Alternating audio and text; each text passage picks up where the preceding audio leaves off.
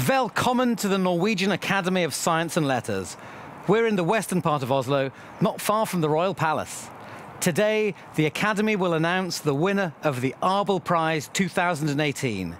The decision has been made by a committee of 5 outstanding research mathematicians from all around the world, appointed by the Academy based on nominations by the International Mathematical Union and the European Mathematical Society. Waiting to hear the announcement are members of the Academy, mathematicians, scientists, as well as other academics, diplomats and the media. They and all the viewers around the world will be watching the announcement live, which is being made in a special studio just inside this door.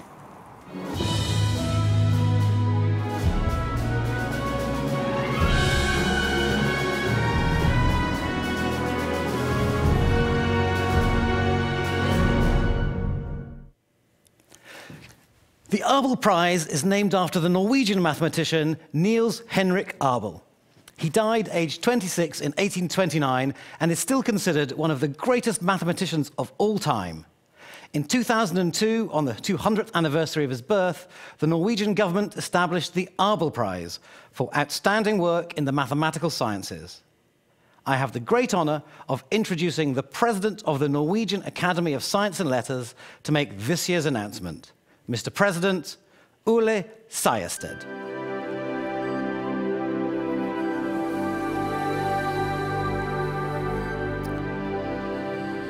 As the President of the Norwegian Academy of Science and Letters, it's my pleasure and privilege to announce the winner of the Abel Prize for 2018. Styret i Det Norske Vitenskapsakademi har besluttet å tildele Abelprisen for 2018 til Robert Langlands for hans visjonære program som forbinder representasjonsteori og tallteori. The board of the Norwegian Academy of Science and Letters has decided to award the Abel Prize for 2018 to Robert Langlands for his visionary program connecting representation theory to number theory.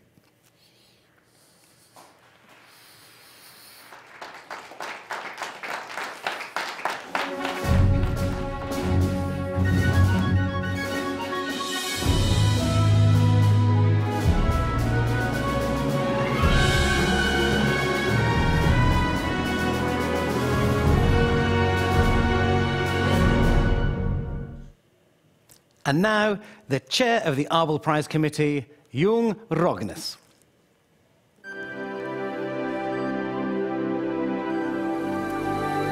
Here is the citation of the Abel Prize Committee. The Langlands program predicts the existence of a tight web of connections between automorphic forms and Galois groups.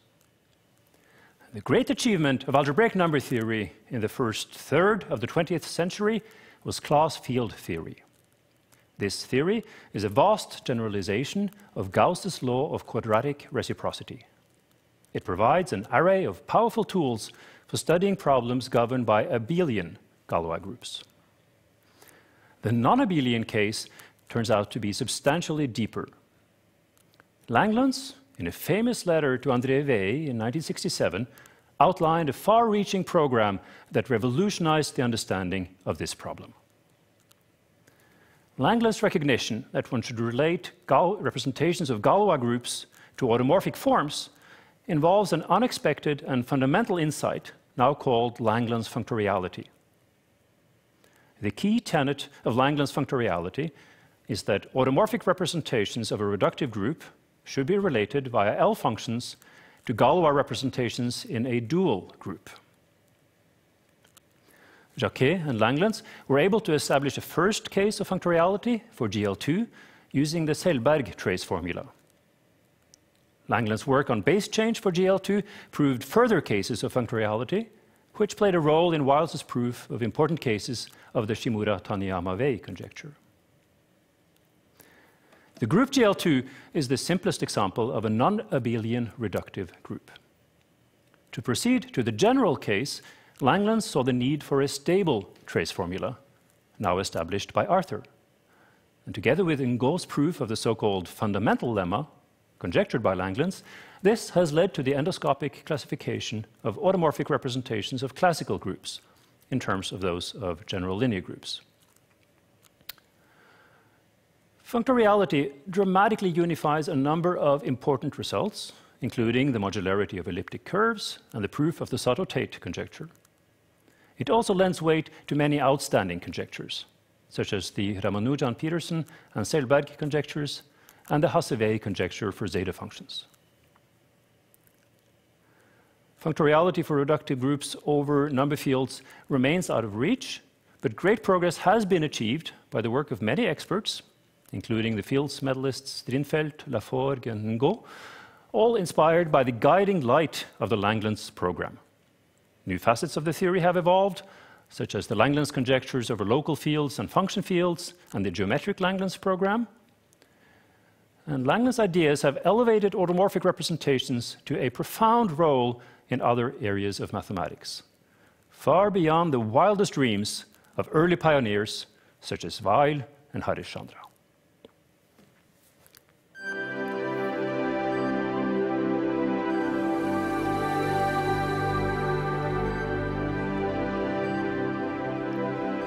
Some mathematicians are immortalized by conjecture, some by a theorem. But of the great mathematicians, only Robert Langlands is immortalized by a program. The Langlands program is a project that aims to show deep connections between two very different mathematical fields, harmonic analysis and number theory. Since Langlands in 1967 first suggested these deep connections, hundreds of the world's best mathematicians have made it their lives' work to prove his conjectures. In fact, no other project in modern mathematics has as wide a scope, has produced so many deep results, and has enlisted the help of so many first-class mathematicians. The Langlands program seeks to establish connections between harmonic analysis, a world of waves, curves, symmetries, and geometry, and number theory, a world of numbers, equations, and their stubborn idiosyncrasies, two different worlds with different mathematical languages and different histories. I'm going to sketch out what harmonic analysis is, what number theory is, and one way that the Langlands program predicts their connections. Let's start with harmonic analysis.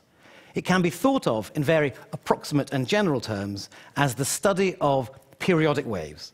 The best-known periodic wave is the sine wave, which consists of a peak and a trough repeating again and again.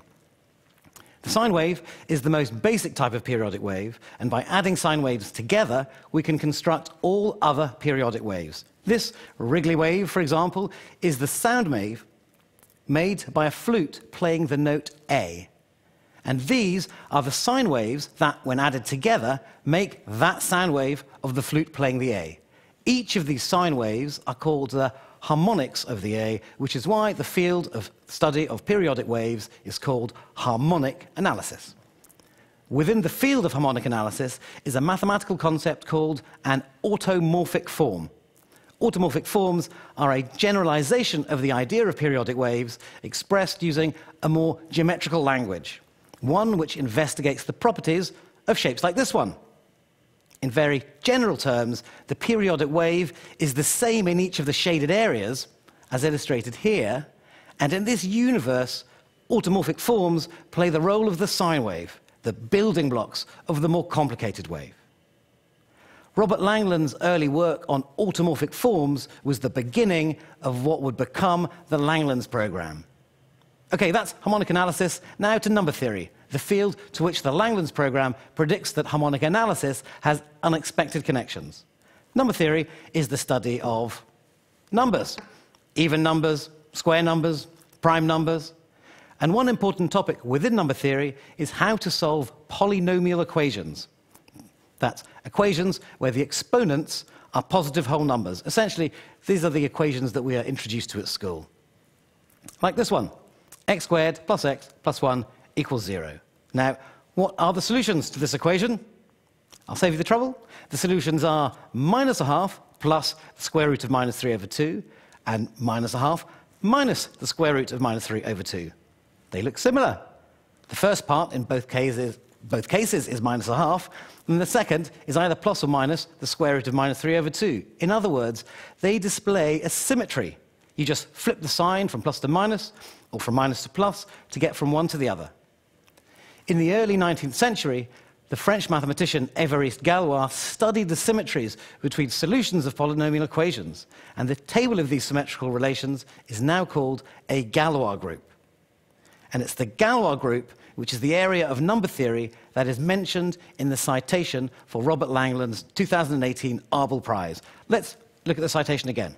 It says, the Langlands program predicts the existence of a tight web of connections between automorphic forms and Galois groups. As we saw, automorphic forms come from harmonic analysis, the world of waves, and Galois groups from number theory, the world of numbers. Let's now look at the nature of these connections. One concept crucial to Langlands' ideas is modular arithmetic, a way of doing arithmetic with a fixed set of consecutive numbers such that when you can't be on the top, you've got to start from 0 again. And we use modular arithmetic every day whenever we tell the time. We look at the clock. Usually, 11 plus 5 is 16. But 11 plus 5 in the 12-hour clock is not 16 because there is no 16 in the 12-hour clock. We know that 11 plus 5, or 11 o'clock plus 5 hours, is 4 o'clock. It's 4, since once you hit the 12, you've got to start from 0 all over again. Now, in his Disquisitiones Arithmeticae from 1801, the German mathematician Carl Friedrich Gauss established a theory of modular arithmetic and presented as its fundamental theorem the law of quadratic reciprocity, which is about whether or not quadratic equations can be solved using modular arithmetic. For example, can we solve the equation we were looking at before, x squared plus x plus 1 equals 0, using modular arithmetic? Well, let's say we consider modular arithmetic with a modulus of 3, meaning we're only using for 3 numbers 0, 1, and 2, then we can solve it, since when x is 1, we get 1 squared plus 1, which is 3, but this is the same as 0 when the modulus is 3. Since Gauss, mathematicians have been interested in how the solvability of certain types of equation depends on the modulus, and how this relates to the Galois groups of these equations. That's the table of symmetries of the solutions. The Langlands program predicts connections between Galois groups in number theory and automorphic forms in harmonic analysis. One connection is revealed by considering a type of polynomial equation called an elliptic curve. Here's an example of an elliptic curve. If you plot this equation on a graph, this is what it looks like. But if instead you try to find the number of solutions that the equation has for every modulus, when the modulus is a prime number, that's the numbers 2, 3, 5, 7, 11, which are those numbers only divisible by themselves and 1, you will generate a sequence of numbers. This sequence of numbers, however, can also be generated in the world of automorphic forms. That's the world, remember, of shapes like this one. The Langlands program is exciting for mathematicians because it bridges apparently unrelated disciplines, revealing a deeper structure underlying all mathematics and providing new ways to solve intractable problems. But it is also intoxicating because of the nature of the connections. Number theory is an area where numbers often appear with no predictable order. Yet automorphic forms are full of smooth curves, regular patterns, and beautiful symmetries. As its depth and breadth has grown, the Langlands program is frequently described as a grand unified theory of mathematics.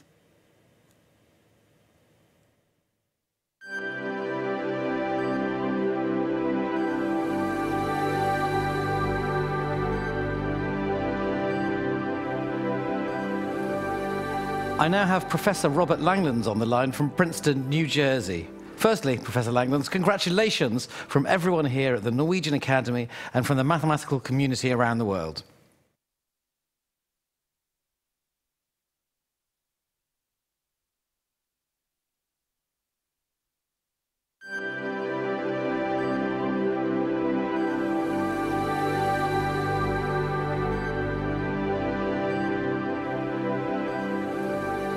I now have Professor Robert Langlands on the line from Princeton, New Jersey.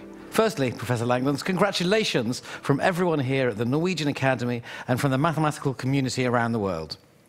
My first question is your immediate reaction when you picked up the phone earlier to hear that you had won the prize. Well, of course, I was surprised, and I didn't have an immediate reaction. What I wanted to do was think it over, think what I wanted to do in reaction to the news. And so I thought it over.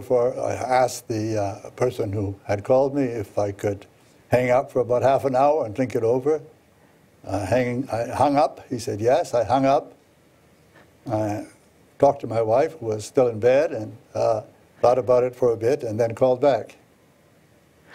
Well, you had the first ideas of what would later be called the Langlands program in 1967. In what way have you been surprised and pleased by how your initial conjectures have grown into a program with such depth and scope?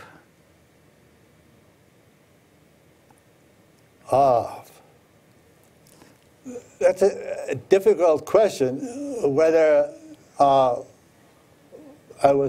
been surprised or pleased. I've been rather preoccupied, I think, with those questions. It turns out that they took up a great deal of time in my life. Let's see, it was 1967, 1967, excuse me. 1967 is 50 years ago. It was a long time ago. I tried to, not for any particular reason, but just the way things developed in the course of my thinking about mathematics and related areas, I took a good deal of time off from the problems posed by these suggestions in intervening years. But then I came back to them again. I came back to them again, and in fact, my concern is not yet with the growth of these conjectures. It's what I'm rather concerned with, and I've been saying the last 6 or 7 years, particularly concerned with it, is to focus on what I think is the essential aspects of these conjectures. There's a tendency, of course, in mathematics, probably in other subjects, to take the easy road. And it seems to me there are a lot of variants on these conjectures, a lot of problems suggested by these conjectures that aren't necessarily relevant to the core issues. I don't know whether it's reasonable to talk to those people who haven't thought about mathematics, haven't thought about mathematics in the past, to suggest that there are core issues on the one hand and peripheral issues on the other. But I think they are in this topic. I think there are strange and real questions right at the core, and that have been there since the late 18th, early 19th century, since the time of Gauss, and that have been advanced, but I guess because they're so rich in promise, so rich in relation to other matters, have often been left aside for perhaps because people just didn't know how to think about them, but they've been left aside. And my main concern in the ensuing years, not the only concern, but I think my main concern, especially in recent years, has been an attempt to focus on what I see as the core things that we haven't yet understood, we haven't yet broached. You've now got another difficult problem, which is what to spend $800,000 on, which is the prize money of the Abel Prize. Have you given that any thought to where the money might go?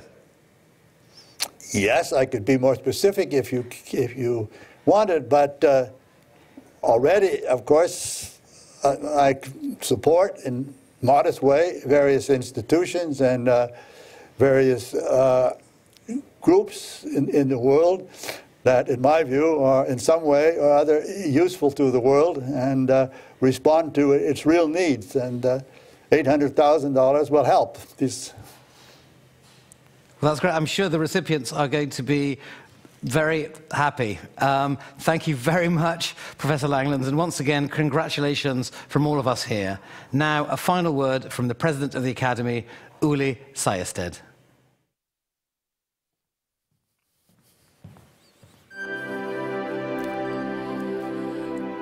I would like to thank the members of the Abel Committee for their outstanding work. It is a pleasure for me to welcome the audience to the Abel Prize Award ceremony at the University Aula in Oslo on Tuesday, 22nd of May at 2 p.m. Robert Langlands will receive the Abel Prize from His Majesty King Harald V.